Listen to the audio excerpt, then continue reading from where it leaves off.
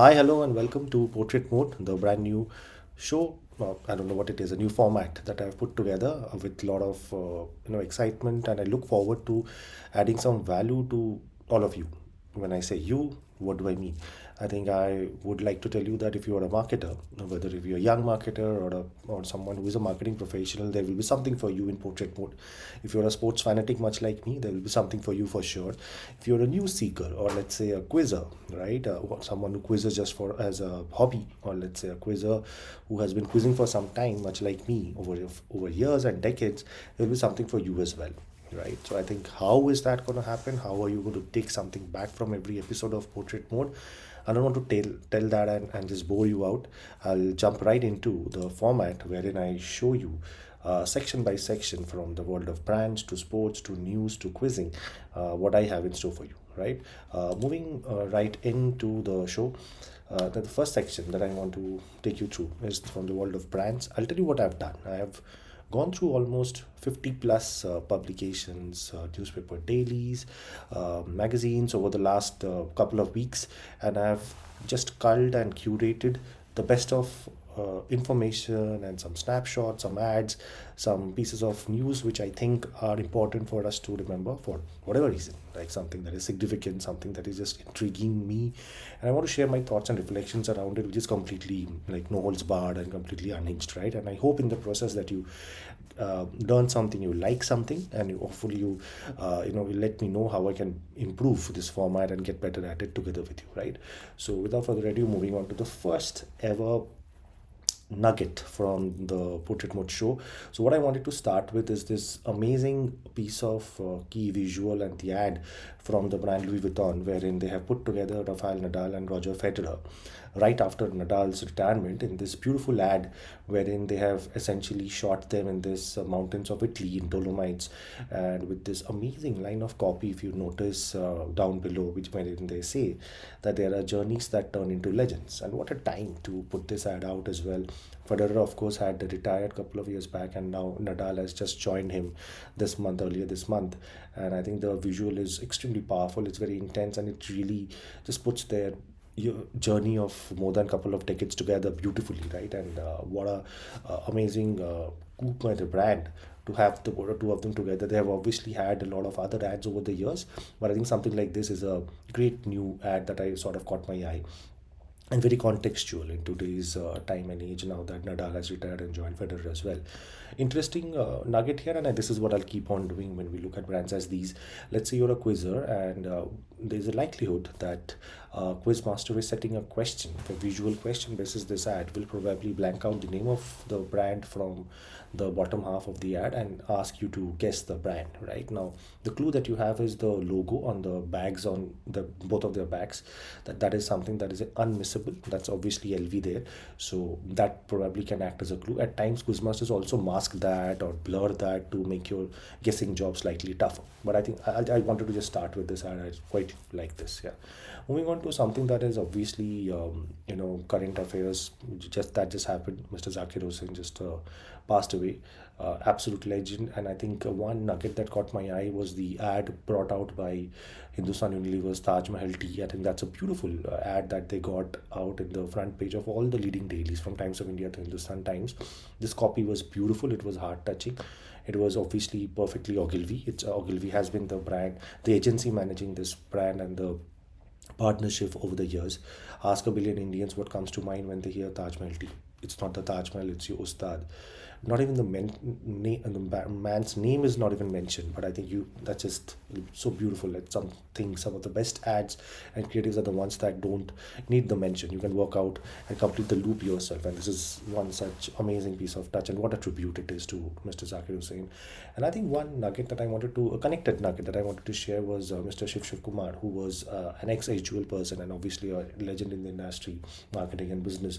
He shared this anecdote after his passing, and that I really like this, wherein he talked about this incident from 1995, when HUL, and when he was working on this brand, they almost dropped Mr. Zakir Hussain from the brand. And I think that's a spectacular learning that at times, in hindsight, it seems like, why could they ever think, but at times, because of short-term thinking in their brand building journey, A lot of brands, even great brands like these, pushed to almost take a decision which would have probably been catastrophic. Clearly, it did not. They had a repositioning which is shared in Shiv Kumar's story, and I think I thought that I'll just share this nugget with you.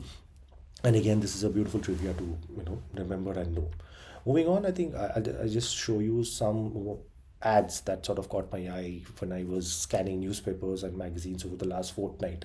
Sensodyne's ad, I think what I like in this is, even if I just erase every bit of copy from this ad, just the visual itself is will tell the story. And I think you and I, everyone who has had some sort of toothache or some issues the with our teeth, we know the feeling, right? That's exactly the what the copy says, and that's exactly what the key visual and the lady's face sort of connotes, right? I think that's a beautifully shot key visual which sort of does the job magnificently.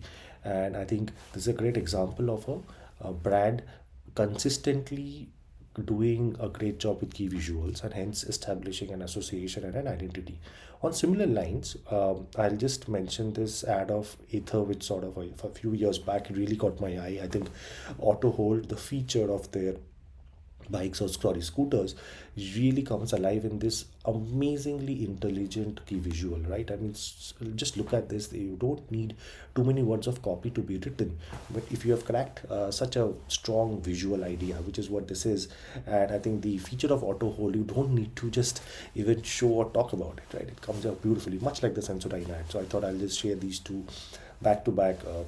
Obviously this ad, Aether, has been running from time to time over some time, but there is some bit of similarity in the strength of the key visuals in both the ads. Moving on, completely different tangent, but I think Kiku Sharda, obviously we have seen him on TV, most famously on Kapil Sharma and other shows. I think he comes out in this ad of Ayurvedic Kayam tablet. The reason I show this is there's an interesting trend I've seen of, you know, stars on TV who are not massive celebs, but they have been used by some of these brands which sort of remain under the radar, but for a reason that is very unique to them and very beautifully uses the associations of the star. But of course, fast life, fast food, it obviously has a clear association with the waistline and the weight of the person here. Yeah, fat shaming anyone. But here it is, and I think it talks about the association that the person has and takes it ahead in a slightly crude way but unmissable way, right? And I've got two other examples of this.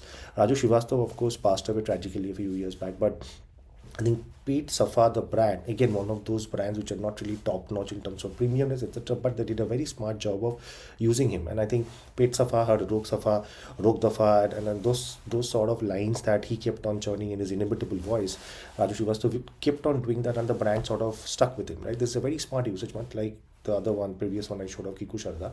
Similarly, Dr. Ortho, I think, uses Javed Akhtar beautifully, right? Javed Akhtar's wit is unmissable, and of course, with his new book and the series of podcasts that he has featured in, we have all seen him in his new avatar. But then I think this brand has used him very, very smartly over the years, and I see across these three a sort of a trend as to how some of these brands, which are probably aspirational to a certain degree, they have used some of these stars who are not really superstars, but in a very smart way, right?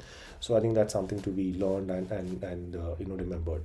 Moving on to another ad which was quite brilliant in this time of the year when the year is coming to a close, 2024. All the brands are doing their versions of Spotify Wrapped. What Spotify has done, a couple of sequences of ads, one featuring Audi and Urfi Javed comes to my mind, but this one which came out earlier this week was absolutely brilliant, between Ananya Bhande and Jackie Shroff.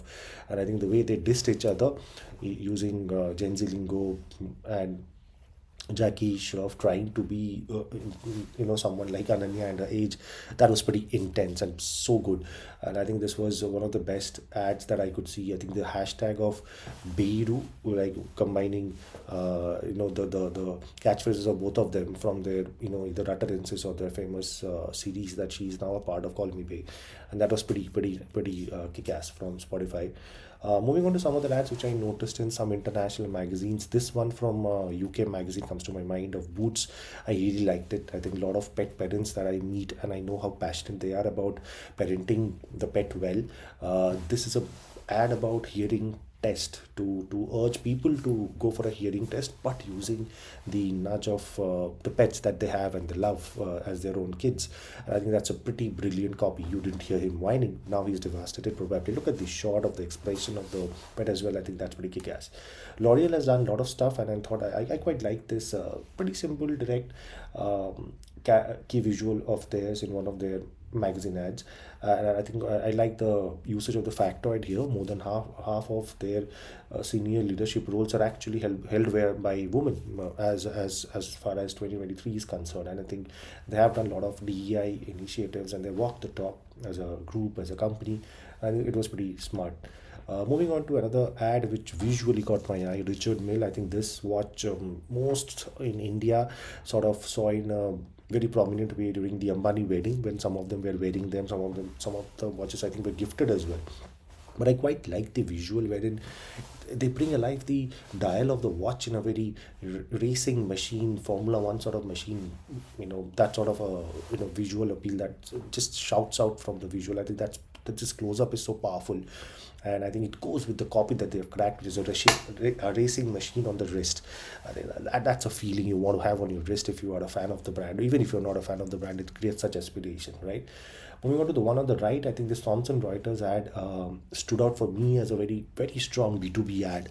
And since I've dabbled into B2B in a deeper way in the last 3-4 years of my professional life, I've realized that not all B2B ads need to be boring, but at the same time, some B2B ads really push the envelope here, like this one, wherein with a very few simple words, just by good wordplay with the copy itself, the product benefit, the service benefit comes out beautifully, which is what they have done. I mean, everyone's talking about AI or AI powered SaaS products, but this one here does a kick-ass job of just bringing out with a very simple visual treatment what they're promising as a brand, as a feature, right? I think great job done by Thomson Reuters. Cut back to India, I think some interesting brands and the choice of the visuals sort of caught my eye, like Amas Trees and Trails from the house of the Tatas, from the hospitality business. I think this one is a brand of homestays which they have been pushing for the last few years, and in beautiful locations, lovely example like this one from Kozhikode in Kerala. Also, I think in the middle you see some of these logos from a tourism ad that caught tourism act event ad that caught my eye. If you notice, all the state associations and their logos, and these are by the way Quizmaster's favorites, they blank out and ask you which of these logos belongs to which state's tourism campaign or tourism industry. All of them have a story. Like if you notice the Himachal tourism ad, how there are those plants, eucalyptus plants, which is typical to the state itself, or Kerala, of course, the famous tagline "God's own country," which goes with the coconut tree iconography, right? And similarly, you keep going towards Uttar Pradesh, etc. So all of these are worth noting down. And equally, some of the external campaigns like Turkey, etc. Visit Turkey, check out Singapore. They're pretty brilliant, right? Moving on to Rajasthan, which has been killing it as far as their tourism campaigns are concerned. And if I'm not wrong, that's again supported by Ogilvy. Piyush Pandey's book Pandemonium mentions a lot of the ads for Rajasthan as well. As you know, the campaign tagline for Tourism India is Incredible India. What Rajasthan Tourism calls itself is the Incredible State of India. I think that's a great step up from the India Incredible India tagline to having something ownable for their own state tourism function. Cut back to again international brand Range Rover, and I think extremely strong, very smart, modern copy. 3 words: the original influencer. I think playing on the word of influencer or impact maker or creator, that association that we all have because of the content that we consume, and then connecting it back to their own product offering. Brilliant stuff, right? UNICEF, I think I quite liked this slightly maybe text heavy ad, but I think the fact that they are having, while they are an organization which exists for every child in the world, they are actually having a lot of people under 30, the age of 30, who are shaping the future as part of UNICEF. I think I quite like that. And another brilliant visual ad from Louis Vuitton again, of their reversible, never full inside out bag. I think just look at the outburst of different colors that they have, and in the usage of the thinking of the angles and how the camera work here is pretty amazing, right? Great thing to learn for a lot of brands when they think of how to have the best of product shots. This is from a series which I read in a magazine. I think it was Harper's Bazaar, on what to buy and how to wear it in 2024 or 2025. Moving on to this one brand from the world of banking and finance, which I really, really like whenever they come out with a key visual, which is UBS. If you notice, these are two ads of UBS and two ads which focus on two different product offerings from the same brand, but there's an unmissable common element of this long red vertical line which they have. And I've also had a two-page center spread ad of UBS as well. If you notice, again, it talks about another product of theirs, but the consistent bit apart from the logo and the brand name is the again that vertical red line. Now this is something as a quizzer you might be smart to notice and remember that, let's say, often it's a very likely question for a visual question for a quizmaster to blank out, mask the name of UBS of the logo and just leave the rest of the ad like it is. And now that you know that every UBS ad has a red vertical line, if you see a red vertical line and from the words, if you have an inkling on the buzzer that it seems like a BFSI brand, go for it, press the buzzer.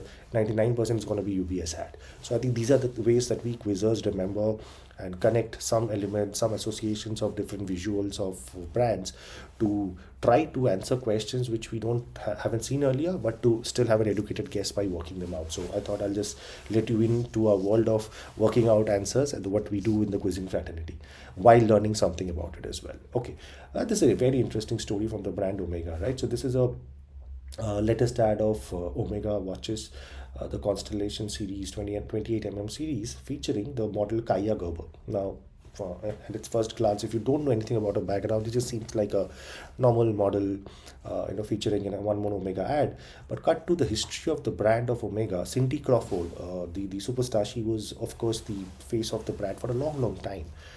Kaya Gerber happens to be Cindy Crawford's daughter. So Omega has chosen the daughter alongside the celebrity that used to. So that Cindy used to be the face, and it is this the one on the right. In fact, is both of the mother and daughter featuring an Omega ad back from 2018, about 6 years back, where they decided to have feature the daughter for the first time. And now in 2024, going back to the ad, Gerber herself, the daughter is the sole face of the brand, and I think it's again a great usage of continuity and heritage for a brand which has the legacy and at the same time has decided to have a very interesting backstory. So I thought I'll share this again, a great trivia to remember and probably learn as to how do you create legacy on a brand and continue storytelling through consistency.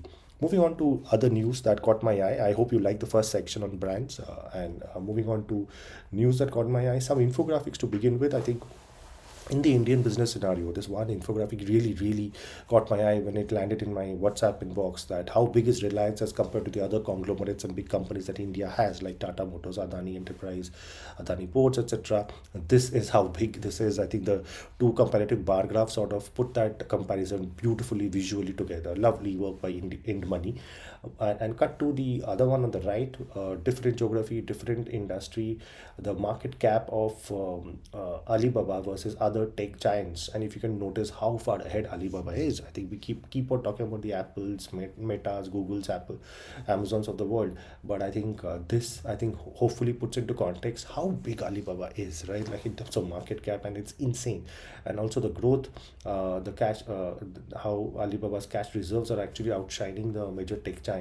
And the graph actually shows cash and cash equivalents in billions divided by the market cap as of September 2024. And I think the percentages sort of show you how much Alibaba is outgrowing each of one of them. So the scale of both Reliance Industries back home here, as also globally, what Alibaba is doing, that sort of puts into context two brands which are big behemoths. Moving on to this one, another infographic which really caught my eye again. This was from Elements, visual for the Element series from Visual Capitalist, one of the best infographic visualizers in the world on the net. And I think they talked about where in the world are all the rare earths. I think there are two different nuggets that I want to share with you as news nuggets here, and again news and also trivia. Like if you want to notice, this is China's dominance in the space of rare earths, and where are rare earths used most often. If you look at the uses, it's in magnets, lights, screens that you and I are using, looking at this content piece right now, glass, batteries, steel alloys, etc. So all things and objects that are very much a part of our daily life, and this is why a company like China is so beautifully future proof. And even within the space of rare earths, they have a massive leader ahead of others. And equally, I want to tell you which are the 17 rare earth elements, so that you sort of remember and have a better context of what rare arts are. Cut to one more lovely visual that sort of caught my eye, how our minds are visually wired. There's a reason why I've made portrait mode so visually enriching and powerful, so that you hopefully remember them through visual associations a lot better. And they are by design more visual and less text heavy as much as possible, all the snaps and screenshots that I put together. And because the human brain processes images 60,000x faster than text, right? So that's something there. And other elements and nuggets about how our minds are more visually wired and constructed like that. Cut to some other news now within from the world of entertainment. I think Dexter, that series that we have all seen, it's actually having a new series now streaming on Paramount Plus, and in fact Patrick Gibson is featuring as a young Dexter together with Michael C. Hall, who is again reappearing, but only by lending the voice as Dexter's inner voice, right? So that's a very interesting piece of trivia. I thought that caught my eye, and I think I'll put that together. So if you just see the two men here, again, if that's ever asked in a entertainment quiz, or any quiz, or even if not asked in a quiz, I think it's a very nice piece of trivia. If you have not checked out Dexter, please see it, right? If you are yet to see it, I think that's one series you should binge on. Okay, moving on to one Indian who has been making the country and all of us very proud this year and earlier as well is the chef Vikas Khanna, and I think his his brand new restaurant named Bungalow in New York was a fascinating debut this year.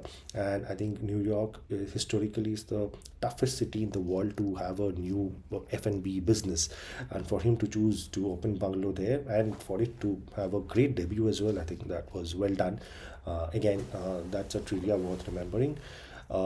This year was also saw two very good movies in the last couple of months. One was of course The Wicked, and the other was Gladiator 2. I'll share it in the next slide. Something I observed there, but I think about Wicked, the one bit about this poster was apparently a great bit of controversy alongside Ariana Grande. I think Cynthia, the two main leads, she had a big issue with this fan-made poster wherein it essentially sort of covered her eyes, and she took offense, and I think that was a very interesting piece of trivia that sort of again caught my eye.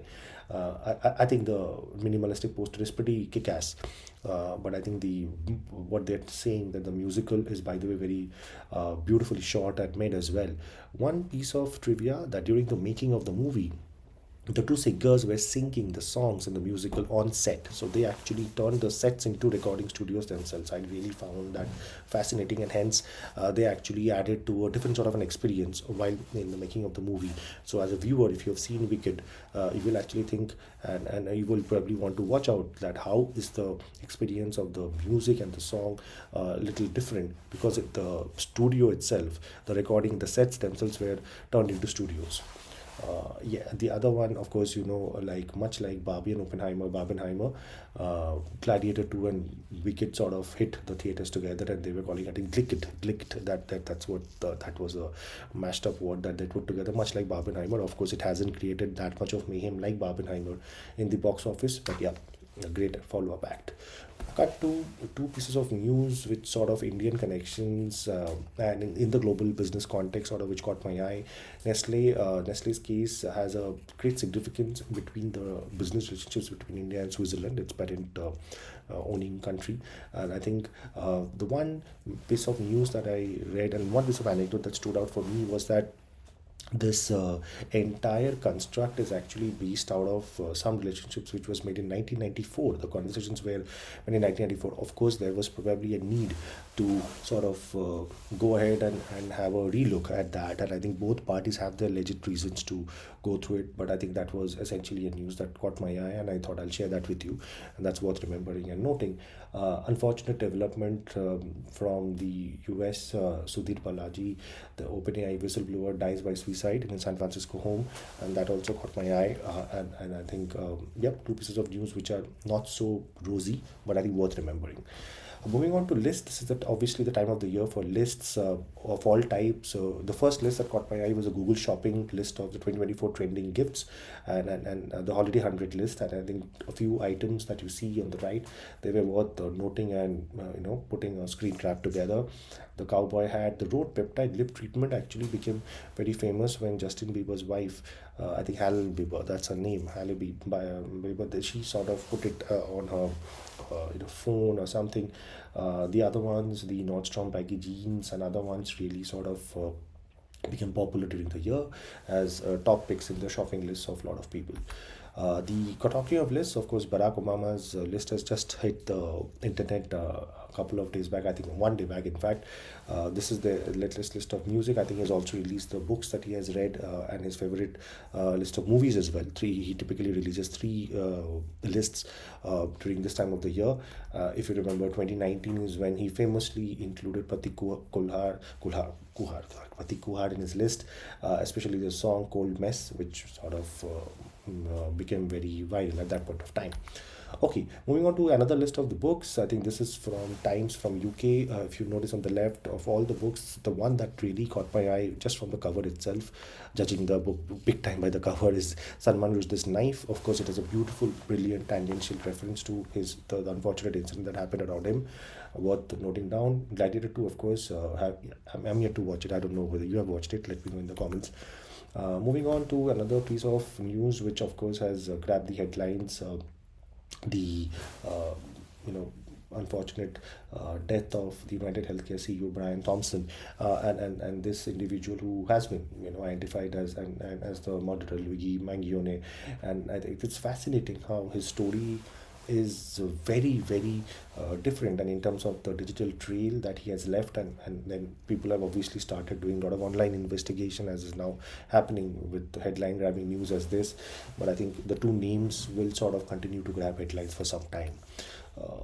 Moving on to a great piece of news which caught my eye from last Sunday's Times of India, that Calcutta, my hometown, I still don't like to call it Kolkata, but my hometown still is leading the Nature Index top 200 rank of actually having the biggest culture of science, or being the science capital of the country, ahead of the other metros, Bengaluru, Mumbai, Hyderabad. I think that's pretty brilliant. Of course, despite the exodus of talent from Calcutta to other metros and other places in India and abroad, it's good to see that still Calcutta is home to science for the country. And of course, it's because of the culture of academics that still exists in my hometown and home state.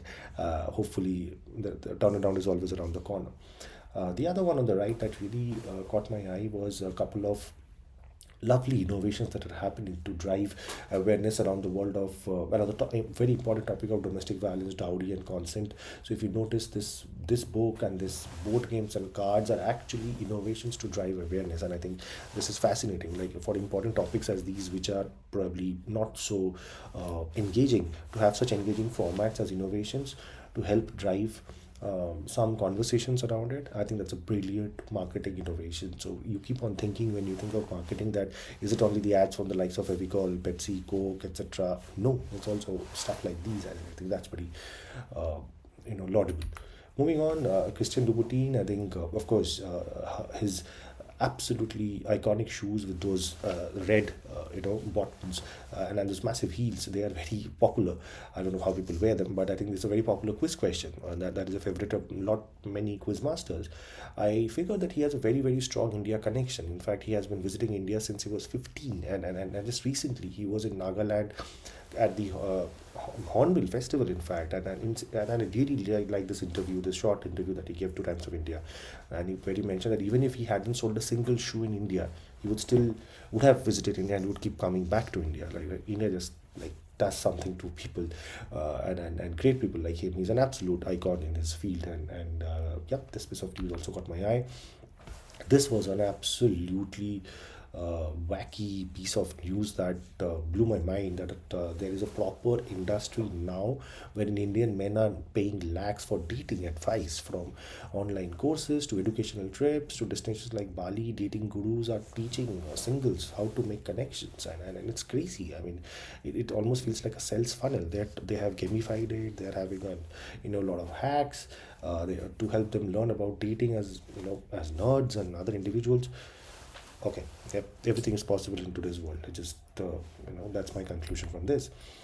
Yes, a big change of guard in RBI, wherein Sanjay Malhotra takes over from the current incumbent Shaktikanta Das, and I quite like this Network 18 snapshot of Sanjay Malhotra's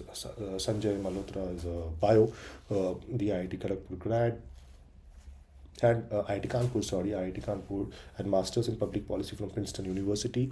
I think he's gonna be a quizzing favorite for some time. Identify this person. What is his claim to fame? That's typically a question that I expect. Yes, that's his face, which all of us quizzers, business quizzers specifically, in the ongoing business quiz season, will try to remember. Okay. Alex Cooper, the podcaster, is really killing it, and she continues killing it. And what I liked was the name of this podcast that she has, which is Unwell, and that's also the media network that she has launched of her own. And she has also launched this new drink called Unwell Drink. Surprise, surprise, of course, aligned on her own podcast, and she calls it as the enhanced electrolyte beverage. Oh, okay, I don't know what that means, but yeah, okay, clearly something that she's banking. Alex Cooper is banking a lot on. That all of her thirstiest fangirlies will be going for it big time. Yep, but I think again, nice piece of fact trivia that is worth remembering. Okay, other movies that have sort of hit the screens: Lord of the Rings, the anime fantasy movie, hasn't got a great rating, but of course, for the fandom, it was a one more new installment in the franchise. And of course, Lion King Part 2, Mufasa, has also come in, and happened to see it yesterday. Good, not as good as the first one, of course, but still good. The other one, not really movie story, but I think just the story of Nook in Greenland, and I think this beautiful shot. I think that's something that caught my eye as a travel destination in Greenland, and that's probably worth adding to your bucket list. Right, Reid Hoffman, the LinkedIn founder, is staying in put in US to fight Trump and Elon Musk, who has famously taken him and his platform LinkedIn on. And I think this small profile on him, on what awaits the LinkedIn founder and boss, sort of caught my eye, and I think that was pretty interesting, and interesting times to see what Reid Hoffman and will be up to when Trump and his own team takes charge. This was one more anecdote from the world of entertainment that caught my eye. Christy Martin, the famous woman boxer, there's going to be a movie made on her, and Sydney Sweeney is actually playing a part. And if you notice, the resemblance is uncanny here. And I think my hunch is this movie, when it comes out, I don't know the time, but I think this movie is going to grab quite a bit of headlines. So that's my hunch. Yeah. Okay. Moving on. Tucker Carlson, I think he's killing it. Obviously, the election results have sort of fallen in his favor and his own, but he's not just stopping at his podcast and his media ventures. He has actually launched from his own den a bunch of nicotine pouches, which is pitched well against Zyn, which is apparently the industry leader. But I think it's interesting what let's see what Tucker Carlson, whether he's a success here as well, like his success in media. And again, these are some visuals which typically might come in business quizzes, but despite, I think these are interesting business connections to have in unexpected, unrelated categories when one famous face sort of extends his brand to go beyond the expected ventures. This is the entire Trumpverse of his right hand men and women. And I think interestingly, the two three men that the faces that really caught my eye was Linda McMahon, of course, WWE fan here, much like all of you, hopefully. And he and Vince, I hope you have seen McMahon, the Netflix special. That was pretty cool.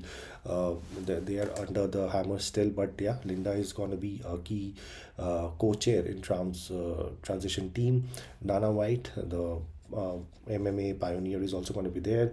Of course, Vivek Ramaswamy is going to feature Joe Rogan. Everyone remembers his 3 hour podcast with Trump. He's going to be there as well. I think this visual, and of course Elon Musk and Robert F. Kennedy Jr. Fun fact: when during Trump's victory speech and video, everyone was shouting in the audience about Robert F. Kennedy, and his nickname is of course Bobby. They were shouting his name, Bobby, Bobby. The Indian mainstream media, largely the Hindi lingual ones, they picked it up, thinking that the audience was shouting Modi, Modi, and that actually went viral for the day till some of the fact checkers picked that up. So, yep, fun fact there on this member of Trumpverse. Okay, moving on. I think this book that Ila Arun has brought out, or her own autobiography, was pretty nice. The name, I liked it. Parde Ke Piche, of course, a play on her most famous song, Choli Ke Piche. I thought that I'll share that. Some other, meme based stocks, listed stocks, and meme coins, which sort of caught my eye in this list. And I think this would be a pretty nice list. Like lists and other connect questions are often favorites of corporate quiz masters. That what connects all these, coins and stocks, right? So all of them are based on memes. That's pretty amazing, right? So you know probably a few of them, but knowing all of them, probably that gives you an advantage in a quiz where this is asked. I quite like this social media landscape, which I picked up while doing a course earlier this month. This is brought out by a person or a handle in Freight Cavaza, and they put it out every year. And one interesting bit, apart from the bunch of logos that you see, are the six different clusters of social media, right? Like if you notice, if you go by from the top left, networking is one type, publishing is one more type, like medium, etc. Networking is of course like something like a Tinder or a Bumble. Then sharing, of course, for bits like Wikipedia or Dig, etc. SlideShare.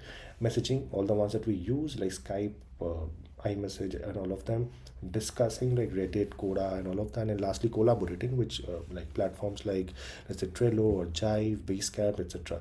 I think pretty fascinating. I think this clustering segmentation sort of helps you understand that it's not just one single bucket of social media platform. There are actually six different types. Some of them have overlapping features, but there's six different types and features help you understand the space a little better. And I thought I'll share that with you. It's worth sharing. Hopefully, you learn something from it.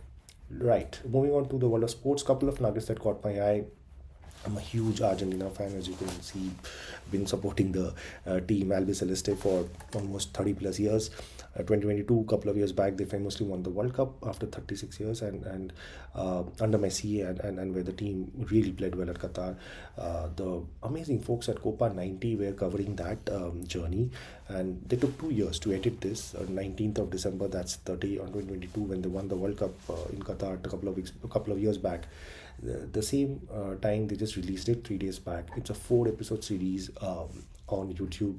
Please check it out. Once in a lifetime Argentina, wherein the Copa 90 team actually goes around and captures the essence of what Argentina is, what football means to Argentina, how they follow football like no other nation, not even Brazil, not even England. It's a passionate following of a different kind. They needed to win this World Cup, and they did for themselves. It's a nation that is riddled with massive degrees of inflation, which we can't imagine in places like India and others, where the economy is way more sorted. For them, football is a way of living, survival. It's something else. Please see it. It gives me goosebumps talking about it. I saw it a couple of days back. All the 4 episodes, pretty kick-ass. Ashwin, I think Ravichandra Ashwin has decided to hang up his boots. Not getting into the controversy and all the other aspects as to why he did it. His dad came out emotionally and created a really cute story and all of that. There are two bits that stood out for me, and I want to share those anecdotes. One on the right, this snapshot that Ashwin himself posted, that what a way to retire, right? Like if as a kid, someone would have told him that he would get calls from those two names, Sachin Tendulkar and Kapil Dev, on the day that he retires. He would have really never, no one would have believed himself. But here it is. What a great guy. What an absolute match winner he is. I don't want to bore you with his records, which you can find out. I'll share you one anecdote from his book, I Have the Streets. Please read it. It's a beautiful story, co-written with Siddharth Monga, one of the best writers in the business, in sports and cricket. And I think one anecdote that really stands out, which is why I put a picture of Jadeja and Ashwin there. When Ashwin, like he always does, intelligently analyzes all aspects of his game. He talks about the main difference between Ravindra Jadeja's reasons for success and him. He says that I can never be as successful as Jadeja because Jadeja doesn't have the abilities that Ashwin has. But what Jadeja can do always is consistently bowl at the same space, right? And he said, I am always distracted. I'll have too many ideas. I get distracted, which is why I will never be able to use my abilities as much as Jadeja will do. Jadeja knows his ability, that which is much limited than someone like Ashwin, but he'll keep using that ability in a very focused manner without getting distracted with too many ideas, right? I think that's a great learning, right? Alongside many other learnings that the book had, that it doesn't matter how much talent you have, even if you have limited amount of talent, with consistency and focus, you can achieve great things. And I think it's also his way of being respectful towards probably his most trusted partner. And yeah, what a career. Yeah, we'll miss you, Ash, and I really hope that he does a great job in the commentary box and keeps contributing to the game with all his intelligence, right? So final segment of the first pilot episode. I hope I hope you have liked what you have seen so far. It has added some value, but I want to ask you some questions that I have framed for you afresh in this episode, as I will do in every other episode. So this is something that I really liked. These are essentially six stars from Janet Jackson to Eric Bana. You have to figure out through these four movie names, and the blanks are indicative, right? Which movies feature the two on the both sides of each of the four arrows, and which eventually connect Janet Jackson to Eric Bana. So name the movies in which these stars appear together to link Janet Jackson to Eric Bana. So it's a three-worded name for the first movie, two-worded name with a comma. That's a clue between Angelina Jolie and Daniel Craig, and Daniel Craig to Eric Bana. There are two more movies. So which are the ones, right? So just figure this out. There are actually four such movie names, indicative blanks. Good luck guessing them in the comments. Let me know, and I would like you to take part in it and hopefully get all four correct for them. And there's one more set of questions that I have. Identify this lady who, amongst many other things, I think she was a big supporter of Larry Page and Sergey Brin, the two founders of Google, his very early days, and she was in fact a big champion of DEI recruitment strategies at Google, the tech giant. Who is she? Want her full name? Surname might be a little difficult to spell. That's a clue. Who is he? His voice is very, very famous. One of the most iconic characters in Hollywood. He got its voice from him. He was the voiceover for that particular character, and he has lent his voice in many other spaces as well, including yesterday I was watching Mufasa, or The Lion King. It actually begins with a tribute to him. That's a clue. It's a three-worded name. Third, this person, again, why is he famous? He was obviously, okay, I'll give a clue. He was a basketball player, absolute legend. But alongside his amazing career, mostly with Lakers, he also has this claim to fame of being the inspiration, for the NBA logo. That's a big clue, right? So now these three famous people that I just showed you, all three of them are connected in a certain way. What is that connection? That's the question. So you have to identify each one of them based on the clues that I've told you, and also how do all three of them get connected in a certain way. It's sort of current affairs as we wrap up the year. That's a clue I'll give you. So yep, let me know in comments all of this. Thank you so much. With that, I take a bow from the pilot episode of Portrait Food. I hope you enjoyed it. I hope you got some value, whether you are a news seeker, whether you are a quizzer, or let's say if you are someone who really likes looking at stuff that is a great brand ad, or let's say someone who just likes to be a sports fan like I am, right? So hopefully there was something for you which was a reflection, which is what Portrait Mode will always be. It's a reflection show. It's not a reaction show. Why reflection? Portrait means reflection of certain kind. Portrait also happens to be the meaning of my name, which is why I chose this name. Thank you so much for watching this. I hope you have seen it till the last moment. Please like, share and subscribe to the channel. I hope to keep giving a lot of value back to you. Lots of surprises in the next few episodes as well. There will be some surprise guests, other formats as I keep on experimenting with it. But let me know what can I do better, and I'm sure I can do a lot of things better. And I hope some value got added to you. Let me know whether that actually is the right assumption or not. Thank you so much. Look forward to seeing you in the next episode.